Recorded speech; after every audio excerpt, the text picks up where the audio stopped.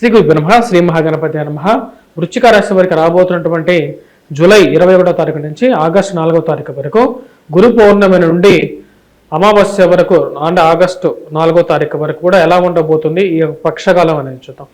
ఇక పక్షకాలంలో వచ్చేటప్పటికి గ్రహస్థితి వృశ్చిక రాశి వారికి గమనించినట్లయితే చతుర్థంలో అర్ధాష్టమ శని ప్రభావం, శని వక్రత్వంలో ఉన్నాడు. అదేవిధంగా 22వ తారీఖున బుధుడు వక్రత్వం పొందబోతున్నాడు. బుధుడు వచ్చేటప్పటికి రాశి వారికి అనుకూలమైనటువంటి స్థానంలో ఉన్నాడు. లాభస్థానంలో కేతుగ్రహ సంచారం, రాజ్యస్థానాల్లో బుధుడు, అదేవిధంగా భాగ్యస్థానాల్లో వచ్చేటప్పటికి రవి, శుక్రుడు ఉన్నాడు. ఈ రాశి వారికి వచ్చేటప్పటికి సప్తమంలో గురుగ్రహ సంచారం అనేది అనుకూలంగా ఉంది. అదేవిధంగా కుజుడు ఈ రాశి వారికి వచ్చేటప్పటికి సప్తమంలో ఉన్నాడు. ఇటువంటి గ్రహస్థితి రాశి వారికి ఎటువంటి ఫలితాలు ఇస్తుంది అనేది చూద్దాం. ఈ రాశి వారికి ముఖ్యంగా చెప్పాలంటే విద్యా సంబంధితమైన విషయాల్లో అనుకూలమైనటువంటి ఫలితాలు పొందగలుగుతారు. విద్యా సంబంధితమైన విషయాల్లో గురువు యొక్క అనుకూలత అనేది ఆరోగ్యపరంగా కూడా కొన్ని కష్టాలు అనేవి ఎదురైనప్పటికీ కూడా వాటి నుంచి రికవరీ పీరియడ్ అనేది వీరికి బాగుంటుంది. ముఖ్యంగా వచ్చేటప్పటికి ఈ రాశి వారికి అర్ధాష్టమంలో ఉన్నటువంటి శని ప్రభావం ఉన్నప్పటికీ కూడా శని వక్రత్వంలో ఉన్నాడు. కొన్ని కష్టాలు కలిగిస్తాడు. ముఖ్యంగా ఆరోగ్యపరంగా, ముఖ్యంగా ఇన్వెస్ట్మెంట్స్ పరంగా కొన్ని జాగ్రత్తలు కలిగి ఉండాలి. ఎందుకంటే చతుర్థంలో ఉన్నటువంటి శని తనకి త్రిపాద దృష్టి అంటారు. త్రిపాద దృష్టిలో వచ్చేటప్పటికి ఒకటి షష్టమం మీద ఉంటుంది, ఇంకోటి వచ్చేటప్పటికి జన్మరాశి మీద ఉంటుంది. జన్మరాశి మీద ఉన్నటువంటి శని వచ్చేటప్పటికి ఆరోగ్యపరంగా కష్టాలని మరియు అదేవిధంగా గృహవాహన కొనుగోలు సంబంధితమైన విషయాల్లోనూ సెల్ఫ్ డ్రైవింగ్లోనూ కొన్ని కష్టాలని కలిగిస్తూ ఉంటాడు అన్నమాట అర్ధాష్టమంలో ఉన్నటువంటి శని. కానీ రాశి వారికి లాభస్థానంలో బుధుడు, లాభస్థానంలో వచ్చేటప్పటికి కేతువు, రాజ్యస్థానంలో ఉన్నటువంటి బుధుడు యోగకారకమైనటువంటి స్థానంలో ఉన్నారు. డబ్బు పరంగా రొటేషన్ అనేది బాగానే ఉంటుంది. అదేవిధంగా ఖర్చును కూడా ఏదో విధంగా కలుగుతూ ఉంటుంది. ఎందుకంటే ఈ రాశి వారికి కుజుడు ఉన్నటువంటి దృష్టి అంత అనుకూలంగా లేదు. సప్తమంలో ఉన్నటువంటి కుజుడు యొక్క దృష్టి జన్మరాశి మీద ఉంటుంది. అదేవిధంగా ధనస్థానం మీద కూడా ఉంటుంది. ధనస్థానం మీద కుజుడు దృష్టి ఉన్నప్పుడు కొద్దిగా ఎక్కువగా ఖర్చు అవుతుంటుంది. కాబట్టి కొన్ని జాగ్రత్తలు తీసుకోవాలి. రాజ్యస్థానంలో ఉన్నటువంటి బుధుడు ఉద్యోగపరంగా కొంచెం అనుకూలత ఇవ్వగలుగుతాడు. 22వ తారీఖు తర్వాత ఈ రాశి వారికి అనుకూలమైనటువంటి ఫలితాలు పొందగలుగుతారు. రికవరీ అనేది 22వ తారీఖు తర్వాత కొంచెం బెటర్మెంట్ అనేది అవుతుంటుంది. మానసికంగా ఉల్లాసంగా పనిచేయగలుగుతారు. ఆరోగ్యపరంగా చిక్కులు ఉన్నప్పటికీ కూడా వారిని ఎదిరించగలుగుతారు. వైవాహిక జీవితంలో అడుగు పెట్టాలని చెప్పి నిర్ణయించుకొని దాని తగినటువంటిగా ప్రయత్నాలు అనేది మొదలు పెట్టాలనుకుంటారు. దాని తగినట్టుగానే సంబంధాల గురించి ప్రయత్నాలు మొదలు పెట్టడం అనేది స్టార్ట్ అవుతుంది.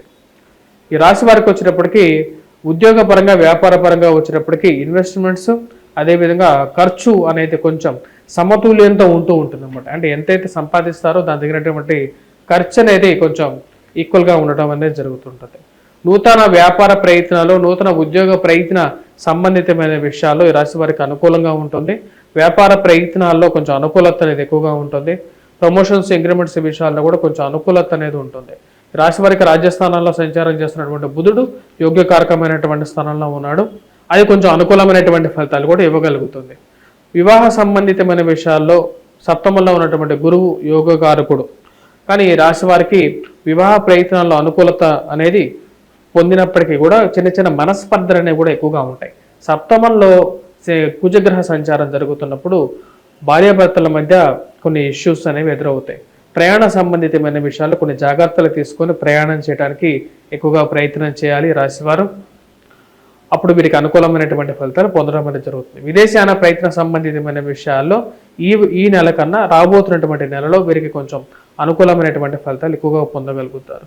ఉద్యోగ ప్రయత్న సంబంధితమైన విషయాల్లో అవకాశాలు అనేది 22వ తారీఖు తర్వాత వీరికి రావడానికి జరుగుతుంది. మరి అదేవిధంగా ఈ రాశి వారికి వచ్చేటప్పటికీ ముఖ్యంగా మనం గమనించినట్లయితే విద్యార్థులకు ఎలా ఉంది అనేది చూద్దాం. ఎందుకంటే గురు పౌర్ణమి అంటేనే విద్యార్థులకి ముఖ్యమైనటువంటి పండుగగా చెప్పచ్చు. విద్యార్థులు గురు పూజ అనేది చాలా ముఖ్యంగా చేసుకోవాలి. ప్రతి విద్యార్థి తన యొక్క ఎవరైతే టీచర్స్ ఎవరైతే ఉంటారో వారిని పూజించాలి, గురువుగా పూజించాలి. ఎందుకంటే గురువు జాతకరీత్యా సరైనటువంటి స్థితిగతులు లేనప్పుడు కొంచెం ప్రతికూలమైనటువంటి ఫలితాలు కూడా ఇస్తూ ఉంటుంది. ముఖ్యంగా విద్యా సంబంధితమైన విషయాల్లో గురువు సరైనటువంటి స్థితిలో లేనప్పుడు విద్య సరిగా రాదు. అదేవిధంగా గృహం కొనుక్కోవటం కానీ, వాహనం కొనుక్కోవటం కానీ, వాహనాల్లో ఎక్కువగా తరచు యాక్సిడెంట్స్ అవ్వటం కానీ జరుగుతూ ఉంటాయి. అలా జరుగుతూ ఉన్నప్పుడు వాటికి పరిహారంగా వచ్చేటప్పటికి మనం ఇంట్లోనే నిదానంగా సింపుల్ రెమెడీస్ కూడా చేసుకోవచ్చు. వాటిలో మొదటిలో వచ్చేటప్పటికి నార్త్ ఈస్ట్ ఫేసింగ్ హౌస్లో మనం ఉండటం అండ్ ఈశాన్యం ఎక్కువగా ఉన్నటువంటి ఇంట్లో ఉన్నట్లయితే గురు మూలకంగా వచ్చేటప్పటికి ఆ శుభదృష్టి ఉంటుంది. అదేవిధంగా గురువు సరైనటువంటి స్థితిలో లేనప్పుడు వాస్తు ప్రకారంగా ఆ ఇంట్లో స్త్రీలు కానీ పురుషుల మీద కానీ చెడు ప్రభావం కూడా ఎక్కువగా ఉంటుందన్నమాట. ఆ ప్రభావాన్ని తగ్గించుకోవాలి. ముఖ్యంగా ఆ ప్రభావం తగ్గించుకోవాలంటే గురువు బలం అనేది ఆ ఇంటికి ఎక్కువగా ఉండాలి. ఆ ఇంట్లో ఉన్న స్త్రీలకి తొందరగా వివాహాలు జరగటం, ఆ పురుషులకి ఎవరికైనా స్త్రీలకి కానీ వివాహాలు జరగటం, ఆ ఇల్లు సుఖ సంతోషాలతో ఉండటానికి ఆ ఇంట్లో ఉన్నటువంటి గురువు స్థానం అనేది చాలా ఇంపార్టెంట్ అన్నమాట. అదేవిధంగా మనం చూసినట్లయితే కొన్ని అపార్ట్మెంట్స్లో కానీ అక్కడ కొన్ని పెద్ద పెద్ద బిల్డింగ్స్లో కానీ ఎప్పుడైతే ఆ గురుస్థానం అనేది ఎప్పుడైతే కరెక్ట్గా ఉంటుందో అవి సొసైటీలో ఆ యొక్క అపార్ట్మెంట్లో నివసించే వాళ్ళు బాగుంటారు, ప్లస్ ఆ ఇంట్లో ఉండేవాళ్ళు బాగుంటారు. కానీ గురుస్థానం సరైనటువంటి ఆ ఇల్లు ఎక్కువగా ఎదగదన్నమాట. అదేవిధంగా శత్రువులు ఎక్కువగా రావడానికి సౌత్ వెస్ట్ అనేది చాలా ముఖ్యం. ఆగ్నేయం అనేది చాలా ఎక్కువగా ఎఫెక్ట్ చేస్తూ ఉంటుంది అన్నమాట ఇంటిని. సో ఇలాంటి పరిస్థితిలో ఉన్నప్పుడు గురుమూలకంగా ఉండేటువంటి శుభదృష్టిలో ఉన్నటువంటి ఇంట్లో ఉండటం అనేది ముఖ్యమైనటువంటి సూచన. అదేవిధంగా దత్తాత్రేయ స్వామి ఆరాధన, దత్తా పారాయణం చేయటం అనేది కూడా ఒక ముఖ్యం.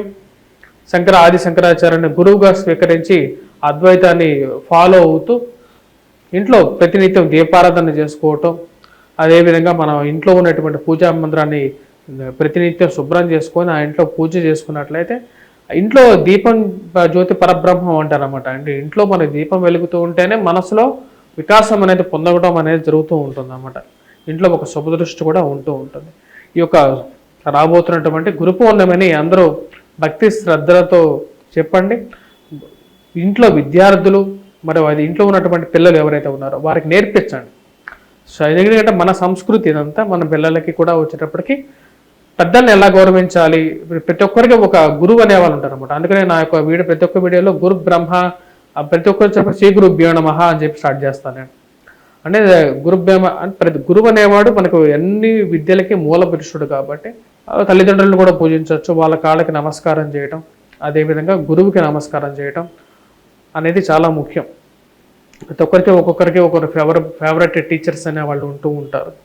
ఆ టీచర్స్ మనల్ని చాలా ఇన్ఫ్లుయెన్స్ చేస్తూ ఉంటారు అన్నమాట.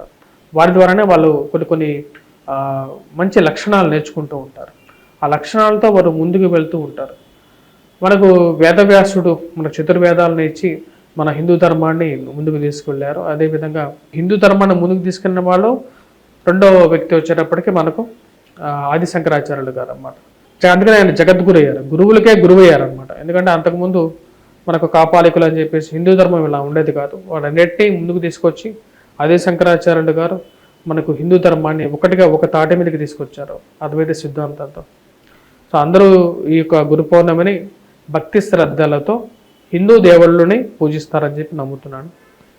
స్వస్తి.